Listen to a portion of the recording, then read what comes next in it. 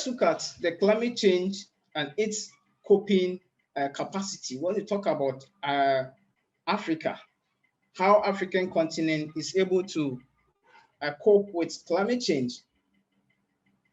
Africa lacked the coping capacity, and this could exacerbate climate-related violence, conflicts, this threaten environmental peace.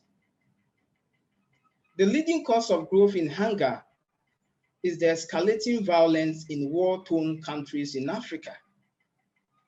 As I said earlier on, Africa continues to increase when we talk about less peace.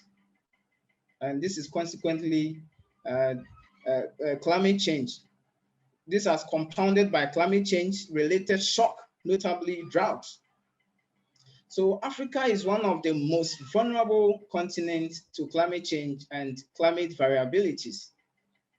And this situation aggravated by the interaction of multiple stress, which is occurring at various levels and has lower adaptive capacity. So if you look at the African region, there are less available resources to alleviate the impact of climate change. In the Sub-Saharan African regions alone, there are about 122 million people at the risks in the region, which has the third highest water-related risks as well.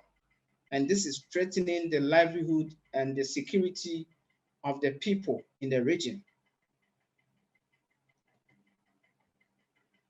Now let's look at climate change mitigation and its adaptation in the African continent. As you can see from the diagram, the clear distinction between the mitigation, adaptation, and the interrelated commonness.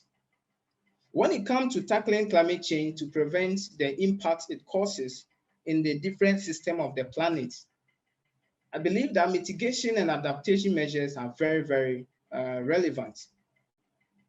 There are ranges of different things that should be done. For instance, one, African countries need to fully understand that the nature of the impacts that are currently being experienced and the future projected should be first understood. This means investing heavily in science, in climate modeling, climate predictions, so that they can be able to understand the current and future dimensions of the impacts of climate change.